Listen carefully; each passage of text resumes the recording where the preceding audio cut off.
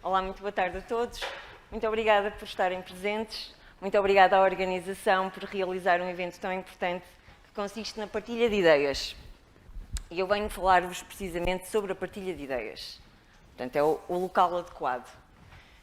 A cooperação é o que está na base de tudo o que nós construímos na sociedade.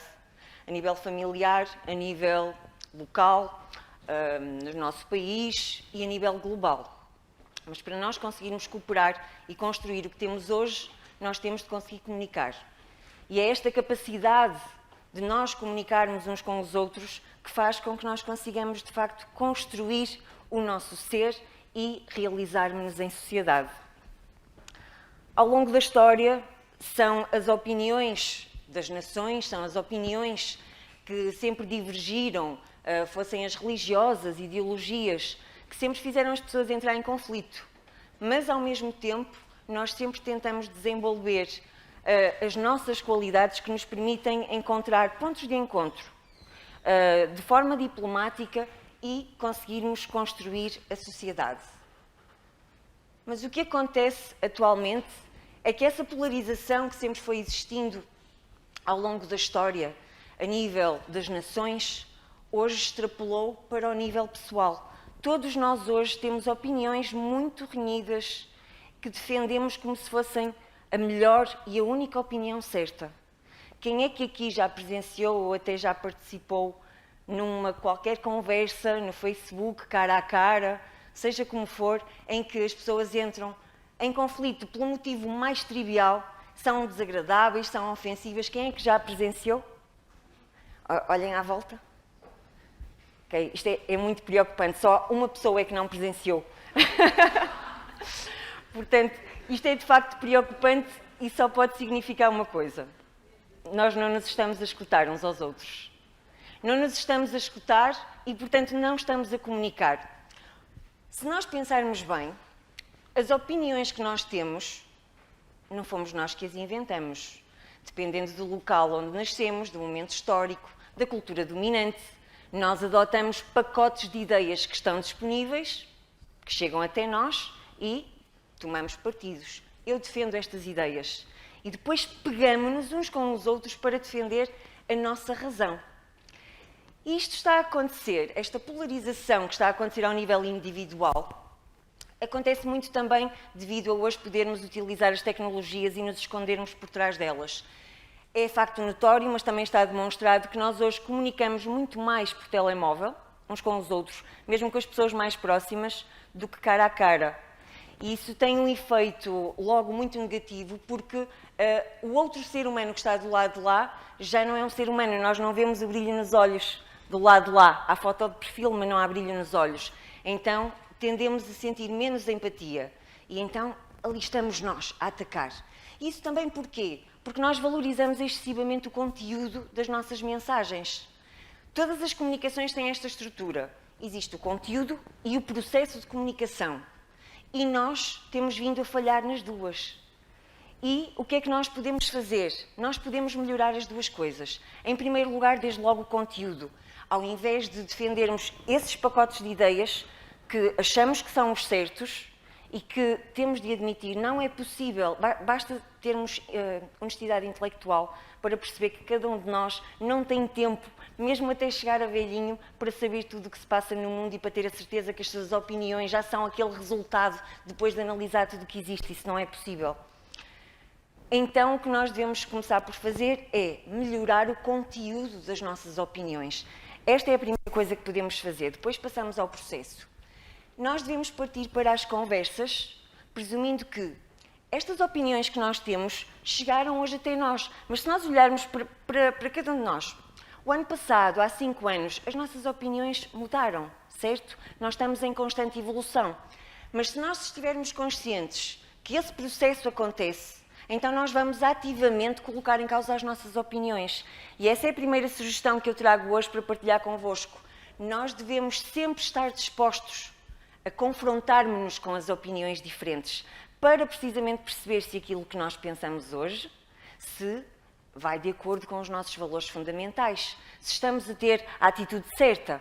E depois mais, é que as nossas opiniões estão na base de tudo o que nós fazemos na vida. As nossas opiniões é que vão decidir o que é que nós vamos comer, com quem vamos casar, onde é que vamos morar, que profissão vamos ter. E, portanto, se as nossas opiniões não forem constantemente confrontadas e renovadas com ideias novas, elas vão ser limitadas. E se as nossas opiniões vão ser limitadas, e se são as opiniões que estão na base de tudo o que nós fazemos na nossa vida, então também a nossa existência vai ser limitada. E se nós prezamos uma vida livre, se nós queremos ter uma vida plena e autêntica, então nós devemos praticar esse exercício. Portanto, uma comunicação eficaz presume desde logo que nós vamos ter esta atitude de, em vez de seguirmos aquilo que os outros nos entregam como certo e seguir o caminho mais comum, vamos questionar, vamos pôr em causa aquilo que nós pensamos para tentar ser melhores e mais livres e dessa forma construir uma vida melhor e mais feliz. Mas o processo de comunicação, para além do conteúdo, tem então a parte formal. Existe uma mensagem que vai passar codificada do emissor para o receptor. E ambos são responsáveis, da mesma forma, para o resultado final da mensagem. Há uma intenção que o emissor vai passar e depois, dependendo de muitos fatores e do que acontece a meio da mensagem, a mensagem pode ser adulterada. É o que nós chamamos ruído. Ruído é tudo aquilo que pode influenciar a mensagem e que a deturpe. E ela pode chegar ao ponto de ser invertida quando chega ao lado de lá. Esse ruído, que pode ser absolutamente tudo, constitui verdadeiras barreiras à comunicação. As barreiras podem ser objetivas, desde logo o barulho em si. Se estiver muito barulho, não nos conseguimos ouvir, portanto, não conseguimos comunicar. Por exemplo, uma linguagem pobre, se não conhecermos as palavras, o seu significado, não conseguimos comunicar. Falar de forma ambígua, quando não conhecemos bem o assunto que estamos a falar, mas mesmo assim defendemo-lo, também não conseguimos expressar adequadamente o que queremos dizer. Ou o oposto, excesso de informação, sei tanto sobre isto, despejo a minha informação e o meu conhecimento todo sobre os outros, e isso constitui também uma barreira. Mas o que me preocupa, de facto, são as barreiras emocionais. É o que se chama de ruído emocional. E este é aquele que nós podemos controlar. Cada um de nós tem o poder de controlar o seu estado. E estas barreiras têm vindo a atrapalhar a nossa vida diária. Nós estamos a perder a capacidade de comunicar e de cooperar, porque quando a nossa atitude, por exemplo, a tristeza, a raiva, a ansiedade e stress, estas que são se calhar as principais que ocupam o nosso dia-a-dia, quando a nossa atitude já está negativa de alguma forma, eu não estou preparada nem livre para receber a mensagem do outro. A falta de paciência, ignorância, o medo das mensagens novas. Alguém está a dizer uma coisa que eu nunca ouvi, é novo, não quero, tenho medo. É uma barreira. O narcisismo, o ego, achar que já sei tudo. Se eu parto para uma conversa a achar que já sei tudo, então o que o outro está a dizer não interessa para nada porque eu nem estou disposta a mudar de ideias. E o preconceito. Preconceito e estereótipos são jaulas, são impedimentos muito fortes para a evolução das nossas ideias. E quando alguém está a falar e eu já estou a encaixar essa pessoa dentro de um estereótipo, então eu já estou a julgar tudo o que ela diz de outra forma. A comunicação eficaz presume desde logo que, portanto, já sabemos, já temos consciência de que devemos melhorar o conteúdo das nossas opiniões, mas depois também termos consciência destas barreiras. Começa por termos esta capacidade de perceber que nós podemos melhorar e que está na nossa mão efetivamente fazê-lo. E devemos partir para as conversas, não para confrontar o outro com a nossa razão, mas para encontrarmos o ponto de encontro. Há sempre pontos em que nós conseguimos estar de acordo. E se nós partirmos daí, dizer às pessoas, sim, entendo perfeitamente, compreendo, mas, e depois contra-argumentarmos, só assim é que podemos conseguir ideias novas, melhorá-las, perceber se as devemos até abandonar ou até se saímos com as nossas ideias com maior convicção daquela conversa e as nossas ideias saem reforçadas. Portanto, é muito importante conseguirmos que este processo seja feito com conexão. As consequências da comunicação eficaz são devastadoras, porque, para além de ser um impedimento no nosso dia-a-dia, de certeza que toda a gente tem mal-entendidos em casa, no Facebook com os amigos. Os mal-entendidos é o prato do dia. Mas depois pode ser muito pior, porque nós não conseguimos fazer-nos escutar, vamos ficando frustrados. Quando eu me torno uma pessoa frustrada, eu a seguir já parto para as próximas conversações a presumir que fico sempre frustrada. E a frustração acaba por trazer um cansaço e traz o isolamento social. Não conseguir comunicar é uma das maiores formas de isolamento social da atualidade. As pessoas não se sentem compreendidas, diminuem o contacto com as pessoas, mesmo com as mais próximas, as relações ficam prejudicadas, mas pior de tudo, podem mesmo ser destruídas. A boa notícia é que existem técnicas, a maior parte já são conhecidas de todos, nós podemos aprender algumas técnicas para comunicar melhor, para que o processo de comunicação seja mais saudável. Há uma que é básica, e esta se calhar é a que falta mais atualmente, que é sermos educados. Se nós formos educados, mesmo que depois não tenhamos outras grandes competências, à partida já vamos evitar um monte de conflitos. Portanto, partir sempre para as conversas com esta técnica, ser educado. Depois, olhar nos olhos, mostra que estamos a prestar atenção à pessoa, conseguimos ler melhor o que ela está a sentir. Acenar com a cabeça, que é uma técnica que eu não gosto muito, porque é falsa, tipo, sim, estou a ouvir, estou a prestar atenção, estou a entender, mas mostra interesse da nossa parte. Sermos breves para não amassar as pessoas, fazer-lhes perguntas para as envolver na conversa, de forma a que ela perceba que a sua opinião conta, e bloquearmos aqueles pensamentos que nos assaltam. Façam esse exercício depois, que nós não temos aqui tempo. Experimentem escutar alguém ativamente, durante alguns minutos, e contem o número de vezes que pensamentos e ideias nos assaltam para interromper a pessoa. E, quando resistimos a interromper, acontece uma coisa, que é eu já só estou à espera que a pessoa acabe de falar, que é para eu depois demonstrar a minha informação, a minha ideia tão inteligente. Então, a partir de certo ponto, eu deixei de ouvir. Então, se eu deixei de escutar, eu já não estou nessa conversa, não estamos a comunicar. Mas o que me preocupa, de facto, são os princípios que nós não utilizamos. É que as técnicas podem se aprender e podem ser simuladas, mas os princípios de uma comunicação eficaz têm de partir de nós, parte da nossa essência, da nossa verdade. Nós devemos partir para cada conversa, para cada comunicação com humildade. Está na base de tudo. Nós devemos começar uma conversa sempre a presumir que temos algo a aprender. E nós temos sempre algo a aprender. E a prova é que há um ano atrás não pensávamos como pensamos hoje. Então, e assumir, se for preciso, que não sabemos alguma coisa. Porque isso torna até mais credível depois as coisas que dizemos, ficamos mais humanos. E a chave essencial para a comunicação é saber escutar. Chama-se escuta ativa, é uma coisa que todos podemos treinar. Se nós não estivermos a escutar de facto, nós não estamos a aprender nada de novo. Então não estamos a questionar as nossas opiniões. Então as nossas opiniões são limitadas. Então a nossa vida é limitada. Vão ver o encadeamento? E isso só é possível se nós também praticarmos a empatia. E o que é a empatia? A empatia é conseguir nos colocar no lugar do outro, muito bem, mas não é assim simples. Esta frase, eu tenho a sensação que atualmente é dita de uma forma um bocadinho esvaziada de sentido. Colocar-me no lugar do outro significa que eu estou a escutar o que a pessoa está a dizer, mas não estou já a julgar com os meus princípios e com as minhas ideias. Eu estou a escutar verdadeiramente o que a pessoa está a dizer com os olhos dela. Eu estou a ver através da sua visão.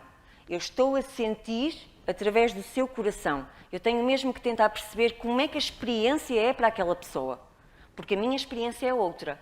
Então a minha experiência só vai enriquecer se eu conseguir perceber a experiência do outro. Mais importante é também estarmos plenamente na conversa, não estarmos com distrações. Se estamos aqui a conversar e eu estou no telemóvel, eu estou a olhar para o relógio, se eu não estou plenamente naquela conversa, para além de, mais uma vez, não estar a aprender nada e todo aquele processo, eu estou a ser desrespeitosa. Depois, não nos sentirmos superiores. Este é outro dos problemas da atualidade, porque nós hoje, com a internet, achamos que sabemos tudo, porque é só ir lá. Nós hoje sabemos tudo, então partimos para as conversas, mais uma vez, com uma superioridade que pode ser ao nível do conhecimento, achar que eu sei mais do que os outros, ou ainda pior, a superioridade moral.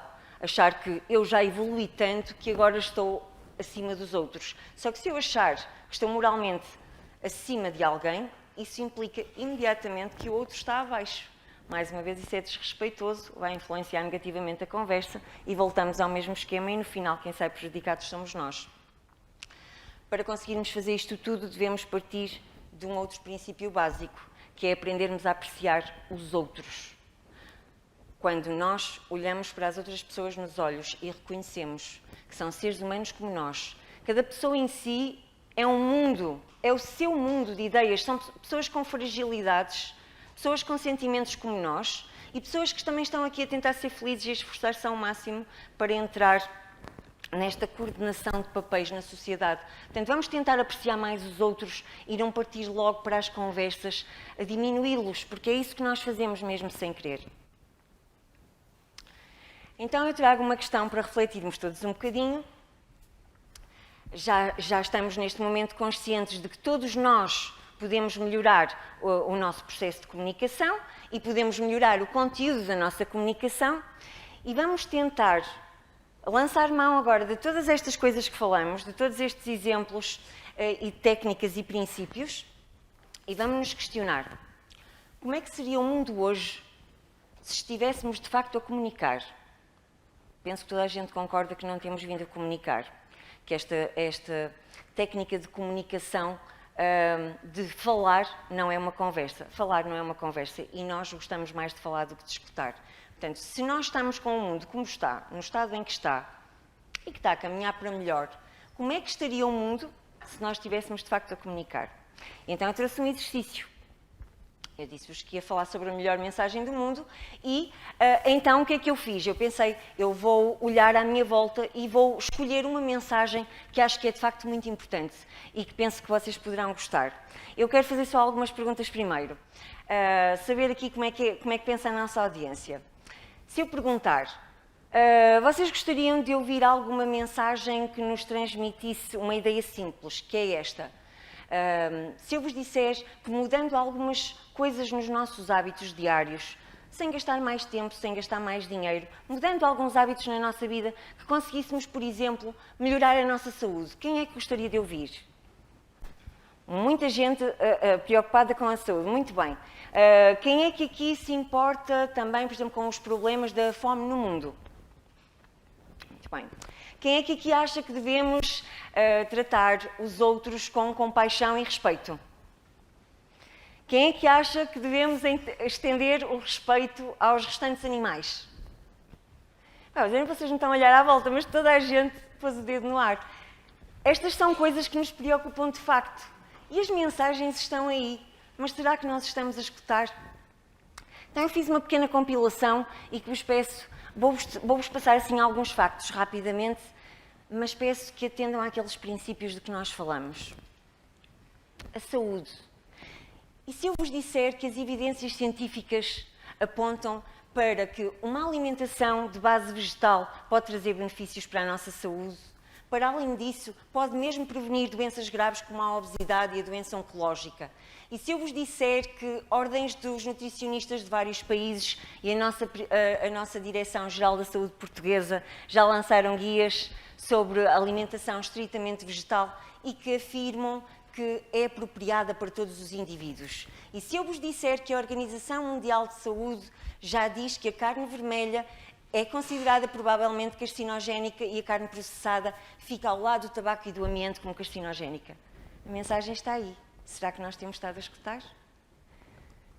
Igualmente, relativamente à natureza, o mesmo facto, a mesma mudança na nossa vida que nós podemos considerar e fazer aquilo que está na nossa disponibilidade, se conseguirmos ou não, mas o máximo que consigamos, nós podemos ao mesmo tempo ajudar o planeta, porque é precisamente a parte da produção dos animais, da produção intensiva, que está, depois podem pesquisar, porque são assuntos muito complexos, mas que está a contribuir para o aquecimento global. Igualmente, o problema da fome no mundo. A maior parte das plantações no mundo são feitas para alimentar gado, que depois vão ser o nosso jantar. Mas esses hectares, essa grande parte do mundo, se forem cultivadas com cereais para alimentar as pessoas, nós podemos matar a fome a milhões de pessoas ao invés de estar a alimentar os animais. Mas ao mesmo tempo, se nós mudarmos a nossa alimentação, também podemos ganhar. Mas é uma variedade tremenda que nós não sabemos porque não procuramos, uma variedade tremenda de receitas. Podemos recriar as nossas tradicionais portuguesas e podemos aprender um monte de receitas novas. Mas depois também podemos aumentar o nosso círculo de compaixão aos restantes animais. Só um segundo que isto saltou. E... ok. Hoje sabemos, são os factos, nós sabemos que os animais são detentores da mesma consciência do que nós. Isso quer dizer que eles conseguem experienciar, ter emoções, ter intenções, eles conseguem sentir as coisas como nós e cada um deles é um indivíduo. E o que é que nós fazemos? São milhares de milhões, cada um a sentir e a perceber as coisas tal como os seres humanos.